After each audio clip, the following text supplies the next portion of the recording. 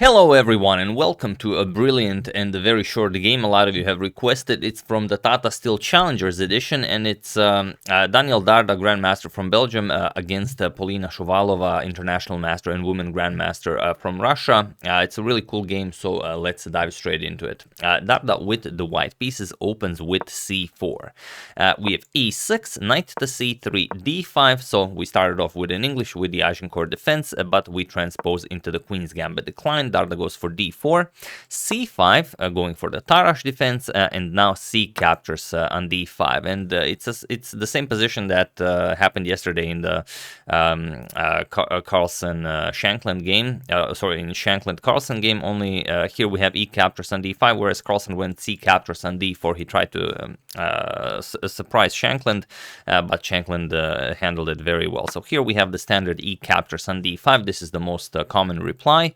Knight to f3, knight to f6, and now bishop to g5. So this is all very, very standard stuff.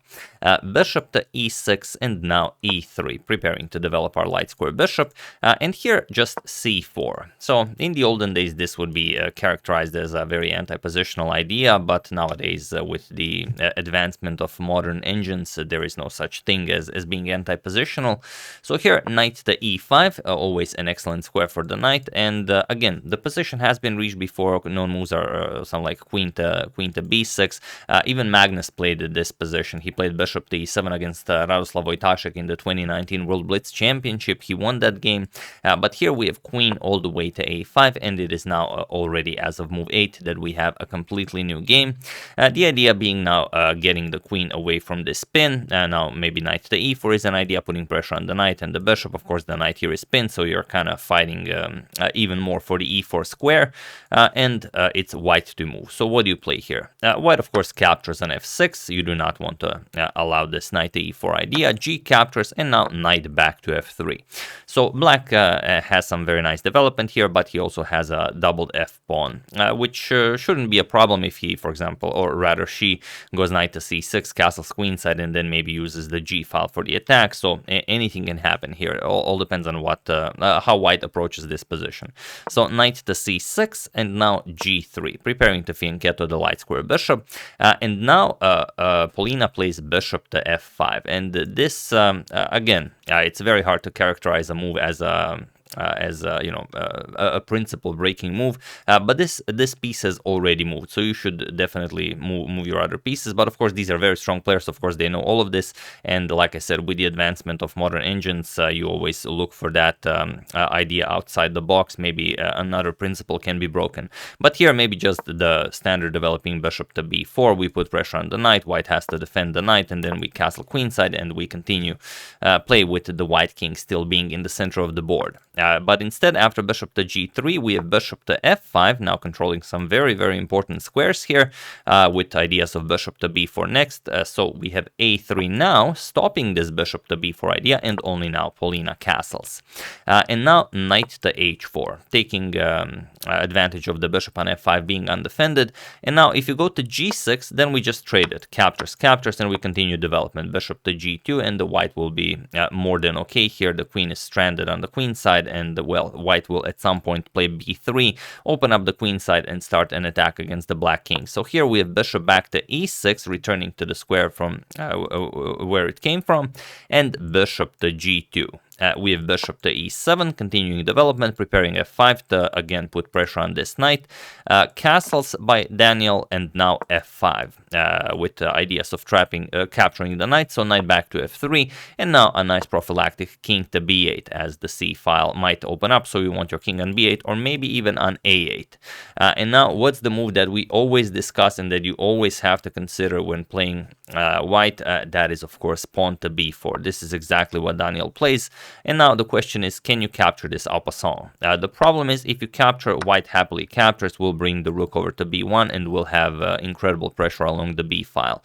So Polina just goes back, queen to c7, and now rook to b1. Now you are ready to start pushing those pawns. Queen is coming maybe to a4, knight to b5, and there will be a lot of pressure towards that black king. And now, again, it's hard to find a move for black. If h5, we're just going to play h4, so of course we're not going to allow black to create some attacking chances. So Polina plays another prophylactic move, king to a8, but now queen to a4, and already you're seeing a lot of problems here for black. This knight is coming to b5. There's no way for you to stop this. If you play a6, we're still gonna break through. We're just gonna play b5 as the rook is very nicely placed on b1. So a6 is just basically giving white a target. So you should play something like queen to b6, but even this will not be easy to hold. However, in the game, Polina played knight to b8, and this is now just completely winning for white. Knight to b5 was played attacking the queen and threatening checkmate. So there seems to be only one move that prevents checkmate, and that is queen to b6, but even this is insufficient to hold the game. Feel free to pause the video here and find this incredible winning move while I give you a couple of seconds. So for those of you who were able to do it, congratulations on spotting that the king is completely boxed in. The knight now cuts off the king from escaping anywhere, and that means that we are definitely looking for a nice smothered mate here. Here Daniel played queen captures on a7, and there is nothing more to be done here. The only move is queen captures on a7. This was played, and now comes knight to c7 checkmate. And what a game! Only 22 moves, such a splendid attacking game, and I found it very interesting that even though, like I said, in modern times we can consider many anti-positional ideas because our synthetic overlords said that it's okay, but here maybe it was a bit too much. And just here, for example, starting with bishop to f5 gave white a couple of very important tempi to mount this attack. But maybe, okay, maybe you could still hold it with perfect play, but after that queen to c7 and everything here, just knight to the b8, there is no more holding this. So really a fine idea, a fine checkmate, and well, really hope you guys enjoyed this. And I know there are a lot of cool games being played in the Challengers edition. We are mostly covering the Masters, but if you have your own favorite, we are definitely going to cover them. Now today is a rest day, so we have time to check up on some other games. And I know that you guys have been requesting for me to check out some of Arjun Erigaisi's games, and we will check them out, but probably during a second rest day, or maybe after the Masters is over, we're gonna check out more than one game. Maybe even maybe I'll consider even covering his entire event, as he's just having a spectacular event. I'm pretty sure that he's going to win it, this one, and that we can expect him next year in the Masters edition. So brilliant attacking game by Dardha. I've been told this is his second crushing game in 22 moves, so he's having a very nice tournament here. I think I could check. Give me just a second. I think, I don't know okay, so he got two wins so far and 3 losses. Yeah, one of them to Erigaisi, as he is just crushing this tournament. One to Voldar Murzin and one to Rinat Yumabayev. But nice victory nevertheless. So yeah, that's the game. I hope you guys enjoyed that. Thank you for suggesting such a wonderful gem. I would like to thank David Kimura, Thomas Earl, Trevor Furtado Souza, Gwen Kwok Khan, and William Rose for a contribution to my channel. Thank you a lot. I really appreciate it. As usual, you can check 2 of my previous videos here. Thank you all for watching, and I will see you soon, continuing with the coverage of this wonderful event and the other one, checking up on your wonderful suggestions and whatever else happens in the chess world. So thank you all. I will see you soon, and have an excellent rest of your day.